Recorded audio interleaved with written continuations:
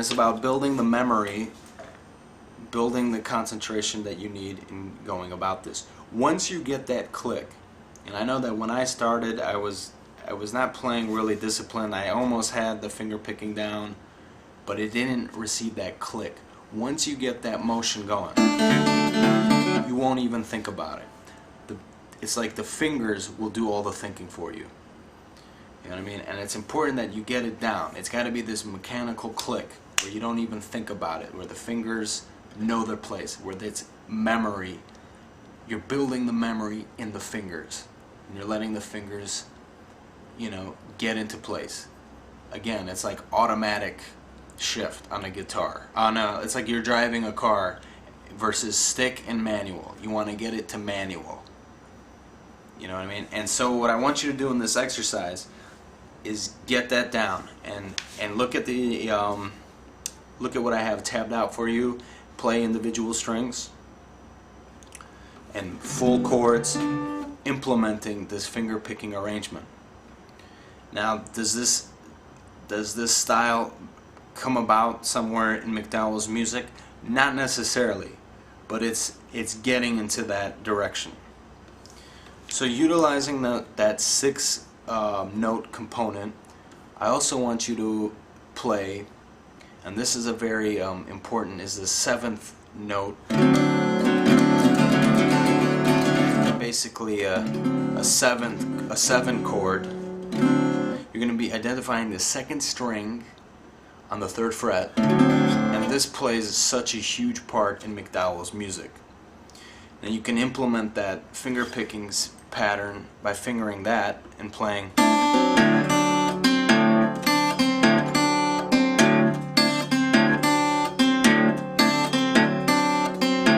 Doesn't it sound like a really bluesy chord?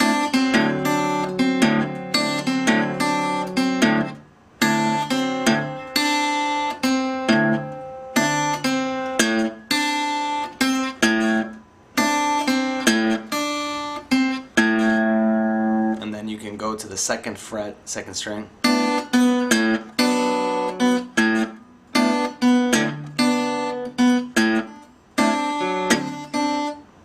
Right? And that's something that might be familiar to you. Those are very typical delta chords. Okay? And what's a neat little trick also about that chord is that it shows up a lot in his music. Like, for example, in 61 Highway, he'll do this kind of this click, this.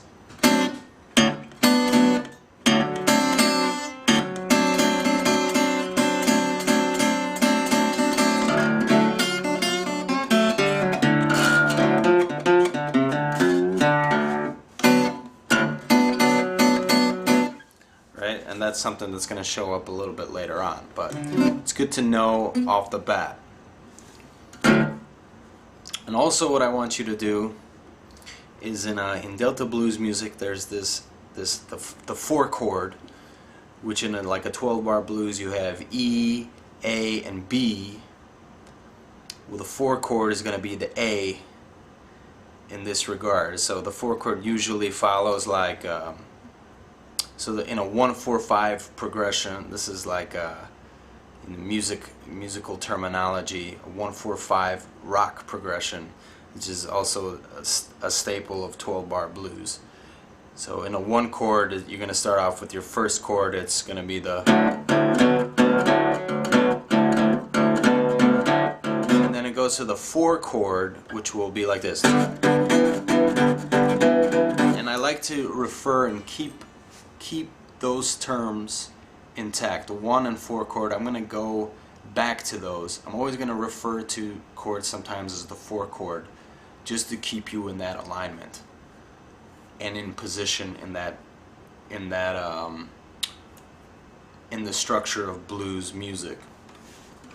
So when we play like in the vestibule tuning, a 4 chord, which would be here, the 5th fret,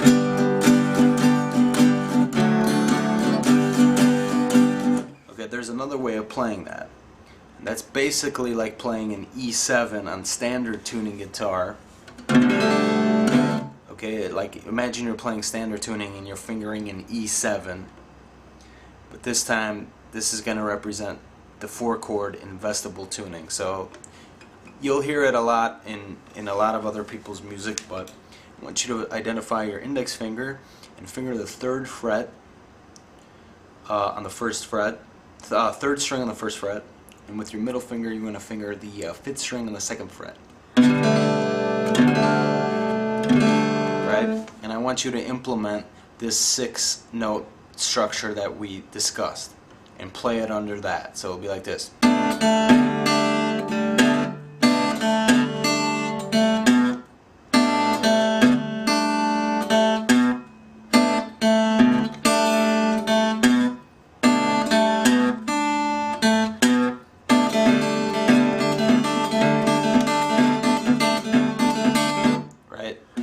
You see where I'm getting at? Playing that chord using that arrangement. And then the 5 chord, or in a 1-4-5 progression, you have the 1 chord, which is open, the 4 chord, which would be over the 5th fret here, and the 5 chord, which would be on the 7th fret.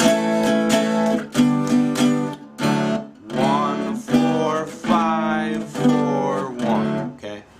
Another way of playing the 5 chord, which is the last chord in that series, will be like playing an E chord without the 5th string in standard tuning. So you're going to identify the index finger and play over the 1st fret, 3rd string, and your middle finger is going to play on the 4th string, 2nd fret.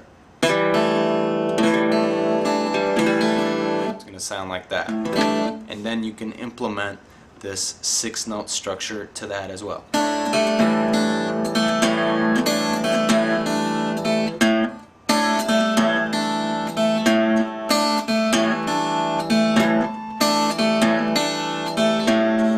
And then you can play around between the chords.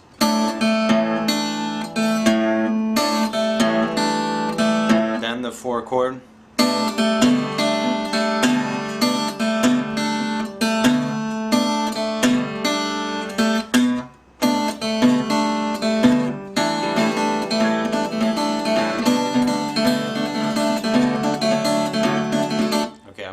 Too fast there, but that's something that for you to exercise. Start with this open, this first 6 note structure that I talked about,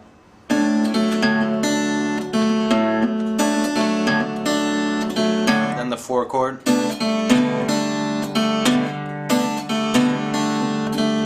5th chord,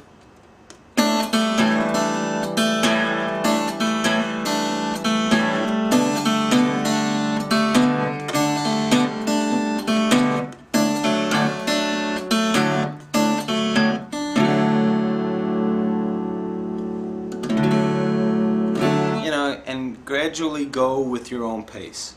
Eventually it's going to click into place and you want to go faster, in which the right hand is not going to think about it anymore.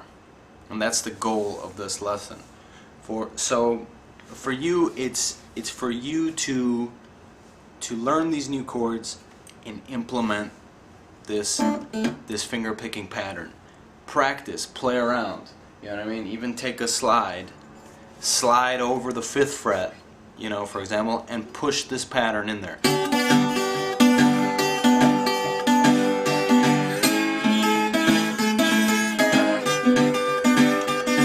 You know what I mean? As an example.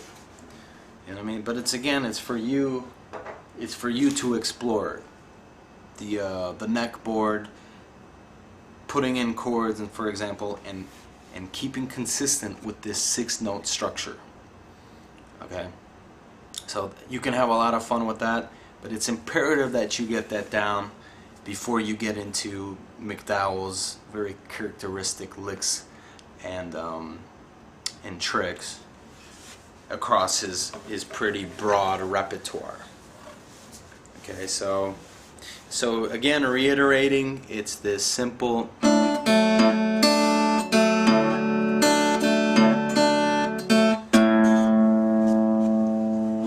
And I'm emphasizing on the right hand. The thumb knows its role. The thumb's taking care of the 6th, 5th, and 4th string, and the index finger is taking care of the 1st, 2nd, and 3rd string. They're taking care of their own territories. And sometimes they'll work together. They'll pinch together. You know what I mean? And that right hand technique's going to show up a lot in his music. Like in 61 Highway I talked about, he plays this chord. See what I'm doing? This double stop. The thumb is above the 5th string, playing that open, and the index fingers plucking the 1st and 2nd strings together.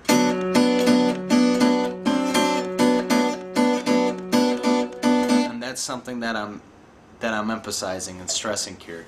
Now that song we'll learn a little bit later, but I'm just showing you how important it is to recognize the role and the position that the right hand needs to take here. What the thumb is concentrating on and what the index finger is trying to concentrate on. The thumb is always going to represent the bass player. It's always going to be that compensation for not having a bass player. The thumb's going to be doing all of the bass accompaniment to your melody, and the index finger is going to be providing you with the harmonic and the melodic licks and chords and structures necessary. And that's basically, thumb is bass, index finger is lead, rhythm, solo, and etc. And when you combine them together, you have an orchestration of basically a one-man band. And that's what a lot of the blues musicians had to basically come up with on their own, because they're not going to have a guy playing bass, they're not going to have a guy playing lead. They had to do all of the work. Why? They make more money as being playing by themselves. So it's interesting as we look at history, the way that this style of playing evolves is basically out of necessity and out of making more money by doing more of the work on your own. So that's an interesting way to look at it. So you can have fun with that, and also stated in this exercise, I have a little thing for you as well. It's going to be also 6 notes here, and what I want you to do is create this kind of dribble motion with the thumb. It's going to be okay. So in this next portion, we're going to be focusing on the dribbling motion. That's what I like to call it. And dribbling motion is going to be focusing on the 6th, 5th, and 4th strings. And the index finger is going to now come up to the 4th string. And it's going to be helping you create this dribbling motion. The 4th string is going to jump up to the 4th string when needed. And we're going to be looking at a series of 6 notes altogether. And this is another like a 6-note structure. And it can get a little bit tricky here, but I'm going to play a little excerpt here. It's going to be 6 notes in all. And it's going to sound like this.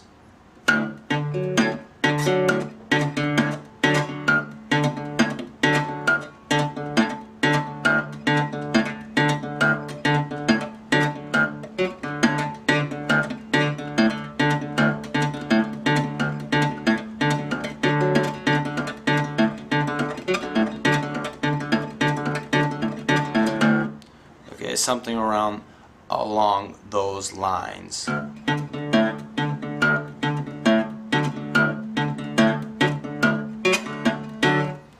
That's what we're going to work on here, and gradually you'll build it up with speed where you don't even think about it. So what you want to do here is the first 3 notes you're going to strike. You're going to position your right hand as such, and the thumb is going to strike this first note. Is going to be the top string open. You're going to strike that open, and then the thumb is going to come down to the 4th string, and your index finger is going to come up, and the second note the thumb is going to strike the 4th string, and the index finger for your 3rd note is going to strike up on the 4th string. So it'll be like this: 1, 2, 3. 1, 2, 3.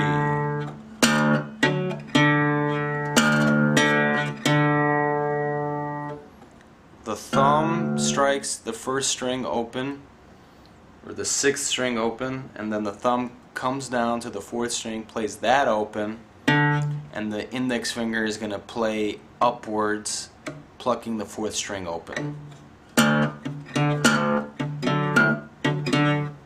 that can be a little bit tricky.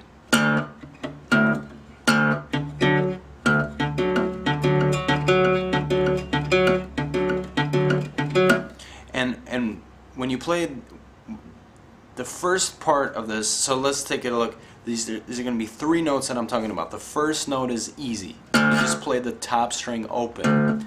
But when the thumb comes down, you're going to play these next 2 notes in a very fast sequence. 1, 2. The thumb goes down on the 4th string and the index finger goes up on the 4th string. Okay, I'm going to take off my finger picking.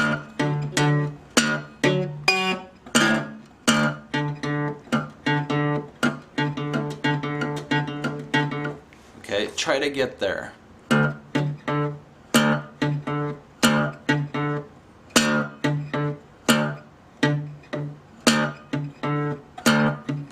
That's what I want you to get at.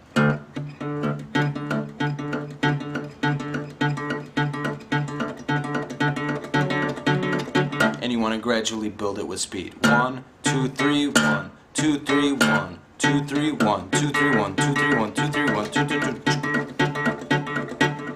Okay? And you gradually want to build that up with speed. So those are the first 3 notes that came out of this 6 set part that I want to show you. So the next 3 notes is going to be the same, except this time the thumb is going to strike the 5th string open. And then you're going to play that the next sequence the same. So these next 3 notes, the first note is going to be the 5th string open, and then the 4th string open with the thumb, and then the index finger on the 4th string plucking upwards open. So when you put all 6 notes together, they sound like this. 1,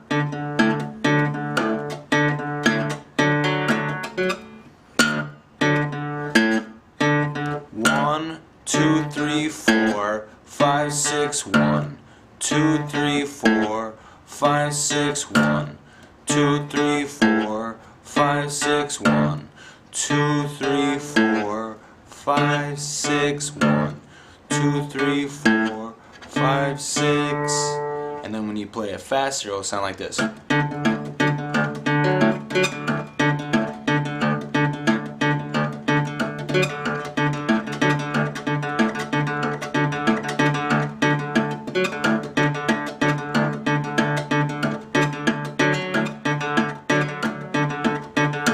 Okay, and you can get a little bit lost in that, but I'll go a little bit slower here. It'll be 1, 2, 3, 4, 5, 6, 1, 2, 3, 4, 5, 6, 1, 2, 3, 4, 5, 6.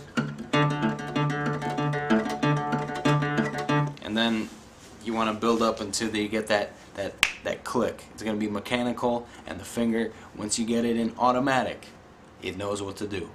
The finger gets into that rhythm, and you don't got to think about it anymore. You want to make your fingers have the brain. You don't want to do the thinking. You want your fingers to do the thinking. You want to give your fingers the brain to do what it needs to do.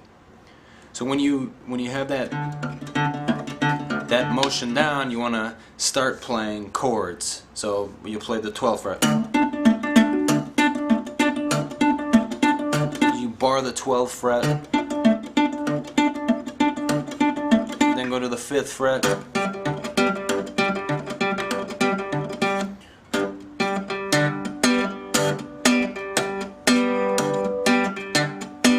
Then go to the 7th fret.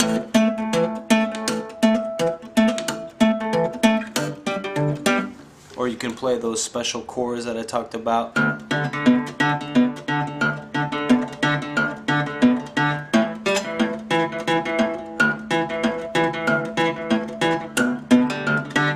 Right? You can just play around with that. It's just important that you implement that technique.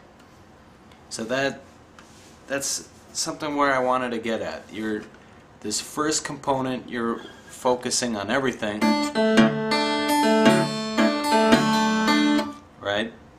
And then in this one you're just focusing on the bass. And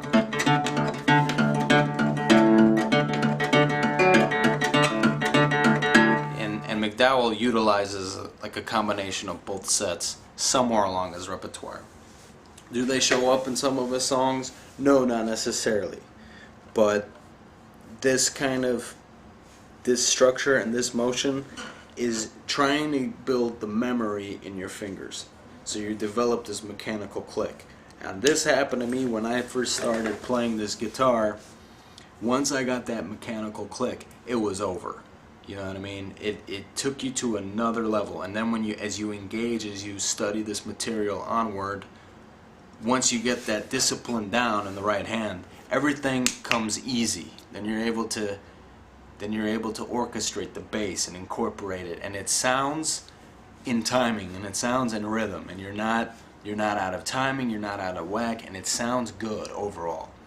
And ultimately, this is what intricacies present itself in Delta blues music, is that if you're not in timing, if you're not getting that bass, rolling bass down together, then it can be a little bit difficult. So again, this exercise is for you to really aggressively attack it and explore on the neck board, explore on the left hand side. Do what you have to do. So we're going to take a little bit break here. Alright, and I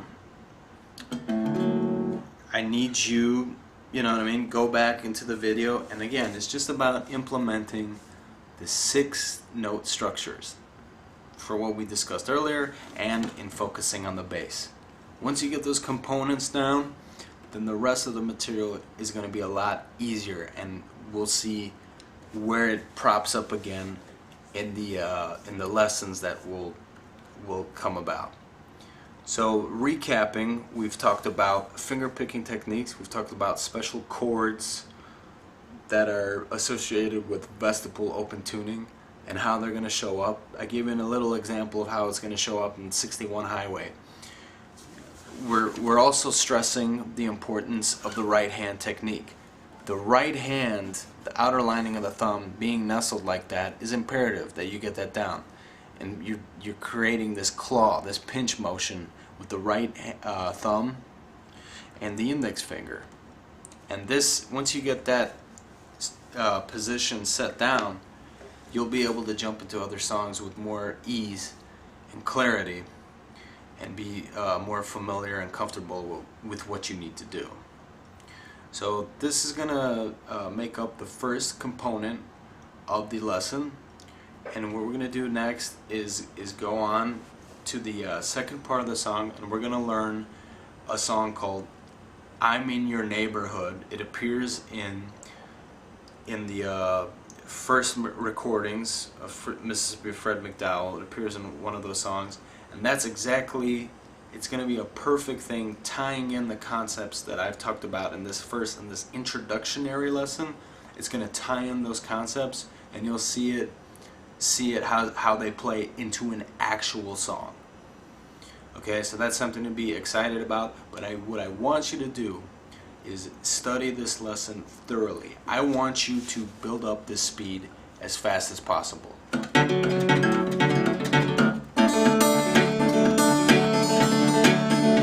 You know what I mean? This is the speed that I'm playing with now. I want you to get to that pace, and not necessarily off the bat, but you want to gradually build that speed. And you will get to that speed. You're not going to even think about it, and that's what I want you to get at. So let's wrap up this lesson, and let's continue on to this second installation. We're going to tie all the concepts that we learned here in this first exercise. Once you're familiar with that, we can continue on, and everything else is going to be a breeze. So